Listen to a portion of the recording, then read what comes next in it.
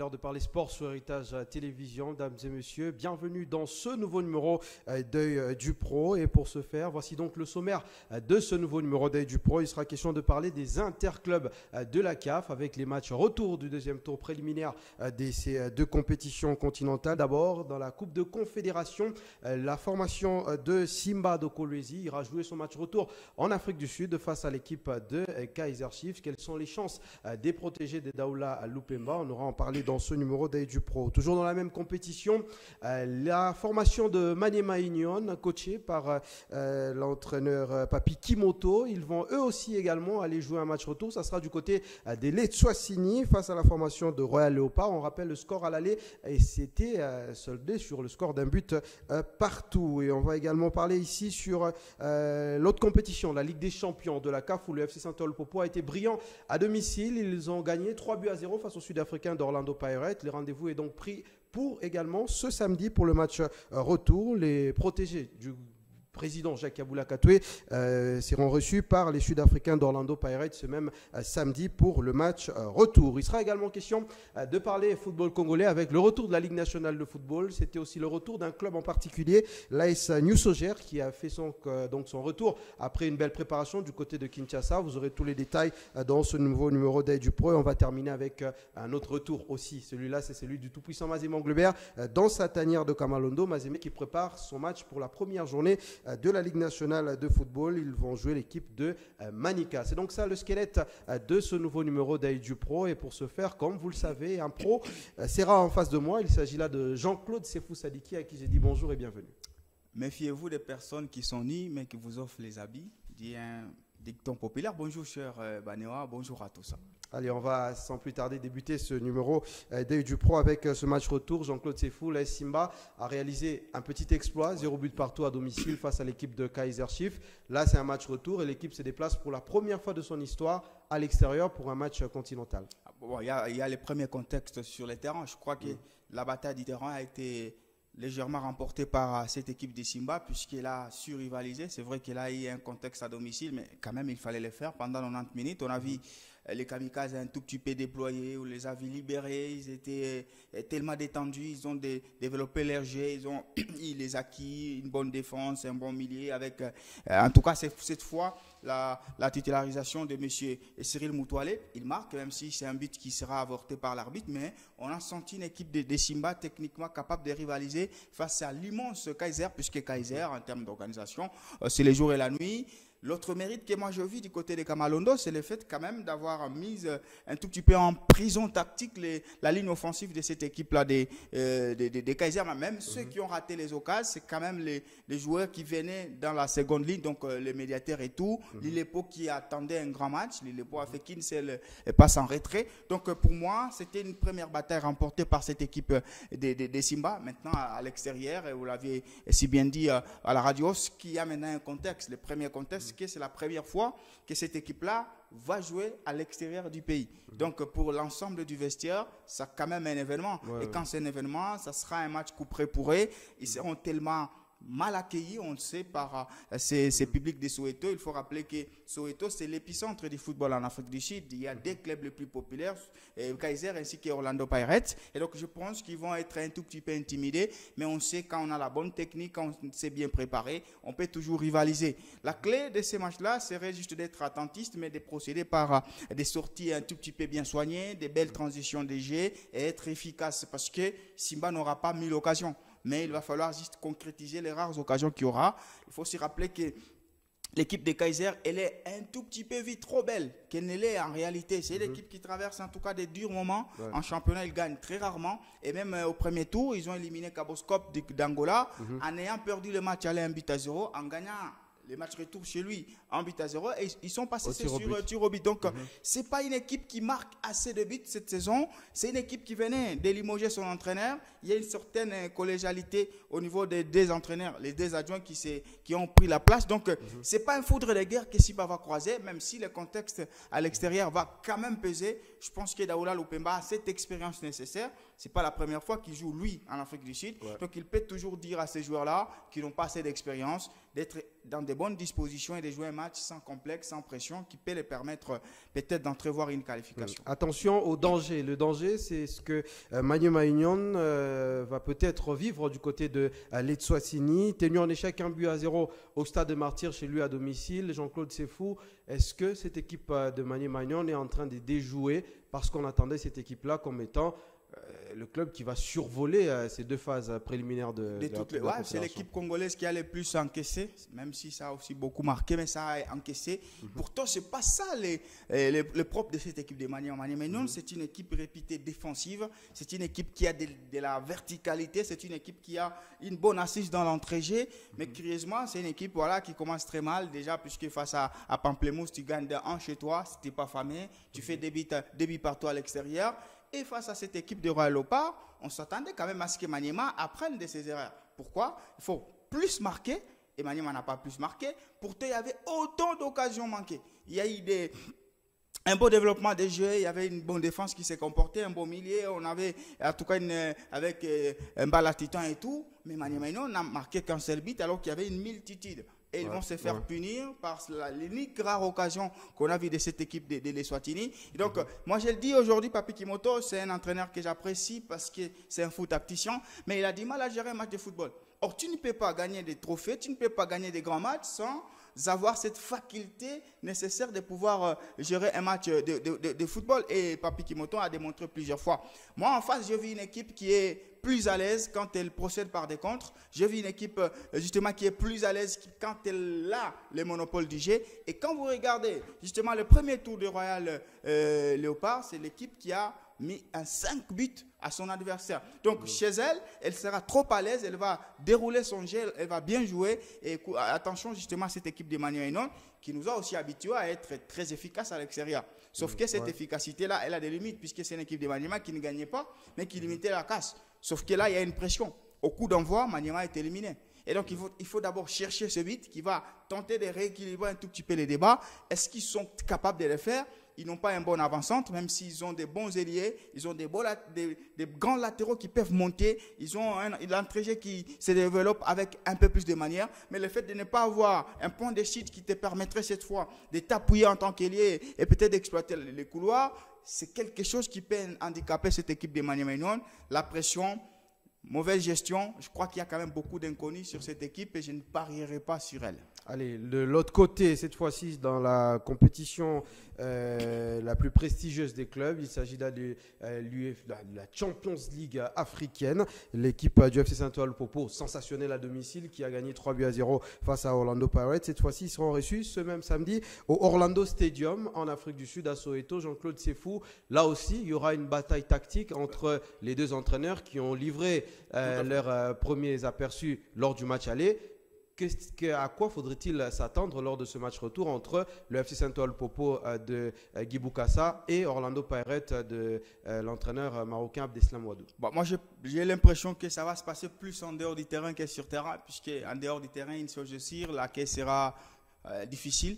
Il y aura beaucoup de monde dans ces stades-là. Ils savent mettre justement du mouvement.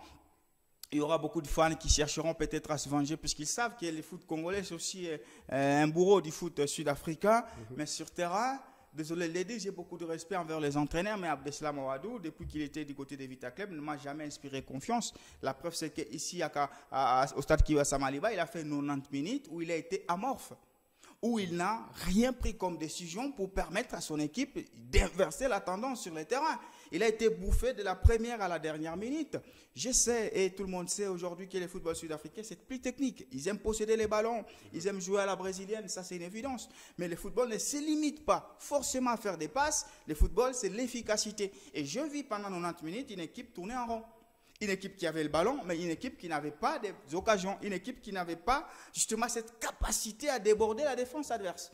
Alors que Lupopo jouait avec la pression de marquer. Ouais. Maintenant, là, Lupopo, de toutes les façons, on sait qu'il n'y a pas une pression de marquer. Donc, Lupopo va les attendre très tranquillement, va les laisser justement occuper devant la surface de réparation, aussi longtemps qu'ils ne trouveront pas d'espace, aussi longtemps qu'ils ne trouveront pas des passes dans la sphère de Lupopo, je ne trouve pas les dangers. Est-ce que Abdeslam a les facultés aujourd'hui de pouvoir inverser la tendance? Moi, je ne crois pas, même s'il faut quand même reconnaître qu'il a un vestiaire qui a énormément de talent, qui peuvent, par le génie individuel, essayer un peu de bousculer ou de faire un peu plus reculer ces blocs bas de l'équipe de Lupopo. Mais je crois que 3-0, c'était un avantage conséquent qui permettrait à Bokassa de bien préparer, même aux joueurs, de pouvoir s'émousser sur le terrain. Et surtout, on peut bien dire que la force de Lupopo, c'est la défense, puisque c'est une défense qui ne prend pas de buts depuis le début. Mais c'est son attaque aussi. Les gens qui mettent en mal la défense adverse, c'est Moli ainsi que Kachalawanet. Donc, aussi longtemps que Lupopo sera trop bas du côté de l'Afrique du Sud, ne prendra pas de buts et que cette équipe aura maintenant la faculté de sortir les ballons très bien, moi je crois que Moli et Kachala risquent de faire très mal à cette défense-là qui sera éparpillée, puisqu'au coup d'envoi, Orlando sera obligé d'aller vers l'avant. Donc, il n'y a pas plus de peur que de mal. Je crois que c'est les 3-5-D répondrait encore idéalement du côté de l'Afrique du Sud, parce que c'est un système qui te permet d'être trop bas et de procéder par les comptes. Avec l'avance au score, je crois que c'est plus Orlando qui doit encore avoir peur des Lupopo. Allez, ça sera un match très intéressant à suivre. Vous l'avez donc compris, ce week-end, les clubs congolais auront donc voilà, le verdict sur leur continuité ou pas dans les compétitions africaines. Maniema Union et l'AS Simba de Kolwezi en Coupe de la Confédération, le FC Saint-Ouen-Lupopo du côté de la Ligue des Champions. On va rapidement parler cette fois-ci de la Ligue nationale de football qui démarre déjà ce 22 octobre 2025. Retour aussi de cette équipe de l'AS New Sogère qui est revenue dans sa ville naturelle qui est celle de Lubumbashi. Jean-Claude Sefou Sadiki était là à l'arrivée de cette équipe. Il a même eu l'opportunité de tendre le micro à Raoul Shungu, le nouvel entraîneur de cette formation de l'AS New Sogère, qui est lui aussi revenu sur la bonne préparation qu'ils ont eue du côté de Kinshasa. On suit cet élément de Jean-Claude Sefou Sadiki. On se retrouve tout juste après. Nous, ce jeu qu'on a connu et nous, ce jeu de cette année, ce sont deux équipes différentes à tout point de vue. La promesse est là. L'équipe de l'AS New Sogère de Lubumbashi veut franchir un cap important pour son retour dans l'élite du football congolais. Grâce à l'ambition et moyens mis à la disposition de l'équipe par le président Lundanda Lamba, qui rêve grand. Raoul Shungu, technicien qui va guider ces renouveaux, affiche déjà sa confiance et sa détermination. Le président Lunda s'est dit que les premiers objectifs, on se fixe d'abord, c'est jouer les playoffs. C'est ça l'objectif. C'est-à-dire pour y arriver, il faut avoir une équipe compétitive, une équipe qui est prête techniquement, physiquement. Et le président Lunda nous a donné tous les moyens. Il nous a trouvé un cadre à Kinshasa où on s'est préparé 2 fois par jour. Samedi dernier, c'est une délégation de 45 personnes, dont 38 joueurs, qui a atterri à Lubumbashi via l'aéroport international de la Loano après plusieurs semaines d'intenses préparations à Kinshasa. Sur place, c'est un accueil digne des héros qui leur sera réservé. Chants, danse à l'honneur des joueurs qui seront plus que jamais attendus cette saison pour symboliser la grandeur qui est recherchée par l'équipe de Lubumbashi.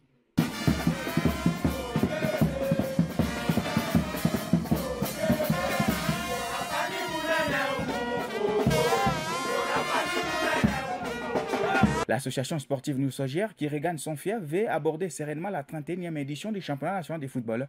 Un retour dans l'élite du football congolais que l'équipe du président Lundanda Lamba ne veut vraiment pas rater, ni faire en demi-mesure.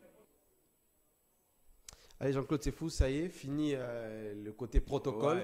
Place maintenant au terrain. C'est une équipe de New Sogère qui donne quand même des bonnes impressions dans l'organisation. Maintenant, il faudrait jouer au football. Justement, jouer au football, et ils ont à la tête un entraîneur pour ça. Parce que Raoul Shungu, c'est quelqu'un qui connaît le football congolais. Il a zigzagué de partout et là, il a trouvé un point de sheet où il y a une très bonne organisation. Il a fait un bon mercato, des bons choix. Espérons maintenant qu'il va essayer un tout petit peu d'appliquer cette théorie à la pratique sur le terrain. C'est une équipe qui ne se donne pas des ambitions folles, qui veut directement jouer la phase des playoffs. C'est 4 places, il faut rappeler. Il y a déjà le Popo, Mazembe, donc il faut batailler, il faut être très discipliné, appliquer, gagner tout ce match à domicile et essayer d'aller chercher les quelques nuls d'abord à l'extérieur. On sait qu'il y a quand même de la concurrence. Tanganyika est là, Don Bosco est là, Blessing est là. Nous Sogère a essayé de se mettre à la hauteur via une très bonne organisation, des bons moyens. Et aujourd'hui, il y a le Vidier qui a ouvert justement la brèche et je crois que tous les présidents commencent à s'en inspirer. Je crois que c'est les projets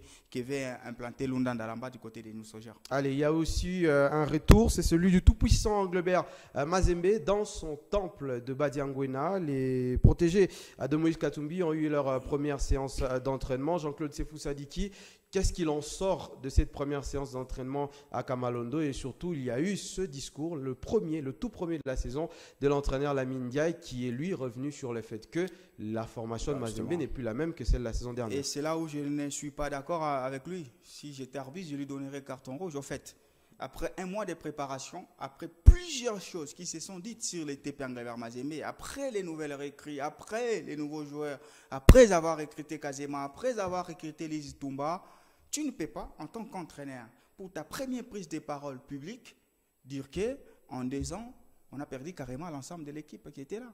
En 2 ans, et aujourd'hui, on est en reconstruction. Donc, je pense que ce ne sont pas les propos que les fans voudraient attendre. Les fans voudraient justement entendre de leurs entraîneurs qu'ils leur disent, on a fait une belle préparation, on a eu des nouveaux joueurs, je pense qu'ils se sont bien intégrés, et j'en appelle justement aux fans de venir les appuyer pour qu'il y ait des résultats. Donc, sortir un discours dubitatif, ça veut dire que pour l'entraîneur, il est en reconstruction technique, ce qui est normal. Mais pour les fans, est-ce que vous pensez qu'un fan de Mazembe, qui est là depuis 2009, 2010, attendra un discours qui lui dira que tu ne viens pas jouer pour se qualifier alors que tu viens de rater l'Afrique, sachant que du côté des Lupopo, des Manéménon, il y a de la bonne chose qui se passe. Donc, je ne pense pas que ce soit un discours adéquat, mais pour parler du terrain, moi je pense qu'aujourd'hui que Lamine dispose quand même des matos pour nous faire un bon son. Ouais. Il a renforcé justement sa charnière défensive avec les Ngoni qui sont venus, mais il avait déjà Atibou, il avait déjà Tambwe Kalonji. Il y avait même Madouzone qui est là et d'ailleurs qui a été recalé encore un peu plus comme défenseur central. J'ai des doutes sur les latérales gauche, puisque Louzolo est parti, mais il y avait déjà Abdallah qui était venu pour cette cause-là. À droite, c'était Moudjaya, mais au milieu de terrain, il y a quand même des meublés, même si là, il y a une question, puisque les joueurs qui sont là, historiquement, sont des bons joueurs. Mais présentement, c'est des joueurs qui, techniquement, il y a un débat à faire. Kikassa, Massini, Delupopo et même Zemanga. Mais si la préparation à Futuka a permis à récupérer techniquement Massini, techniquement Zemanga, techniquement Kikassa, je pense qu'on peut assister à un bon milieu. Ligne d'attaque, Mazembe n'a rien à envier. Il y a quand même la promesse du football congolais. C'est qui? C'est Bongeli. Il a moins joué la saison dernière, il a plus marqué que n'importe qui. Vous avez Lise Toumba qui a été recruté du côté de Lupopo, vous avez Gazema Kazema Basso. On peut en débattre sur l'avant-centre, mais je crois que Kamis Soko était venu pour ça, même si la saison dernière il a joué à la fin, mais ce n'était pas aussi probant. Au milieu, si on recule, tu as des Nkoma qui peuvent être rodés comme ça. Il y a Mangoulou également. Mangoulou. Donc je ne vois pas en quoi la mine peut s'avancer pour nous dire qu'il a en reconstruction. Alors en deux phrases, est-ce que Mazembe cette saison, on peut s'attendre à une bonne équipe, une équipe moyenne du championnat, ou on peut entrer dans le discours des supporters qu'ils veulent voir Mazembe revenir au devant de la scène? Footballistiquement parlant, on va s'attendre à une bonne équipe. Pas un Mazembe qui va faire sauter justement toutes les équipes, en tout cas, puisqu'il y a quand même des nouveaux joueurs qui sont venus, il faut les faire intégrer et tout. Mais les postulats, vous le connaissez, quand je parle de la foot, je sais que c'est un terrain où il y a les chats et les souris. Et je vous rassure que Mazembe, c'est les chats. C'est par ces mots de Jean-Claude Sebou-Sadiki qu'on va mettre fin à un point complet à cette édition d'Œil du Pro. Merci à vous de nous avoir suivis. On rappelle que la Ligue nationale de football est de retour déjà dès ce 22 octobre 2022. Il y a une pléthore des matchs à suivre également sur nos différents réseaux sociaux de Héritage Télévision, sur YouTube, Héritage New Look. Vous pouvez également suivre les différents matchs. Ce jeudi, le tout-puissant Mazembe Englebert joue son premier match à domicile de cette nouvelle saison face à la formation de Manika. Merci à vous Jean-Claude Sefou. Merci à vous, tous mes sentiments sportifs. Allez, merci également à la grande équipe qui a permis à ce que ceci soit possible. On se donne rendez-vous au courant de la semaine pour cette dernière livraison d'Œil du Pro. D'ici là, portez-vous bien et restez curieux en suivant le programme de la télévision à grande vision. Merci et au revoir.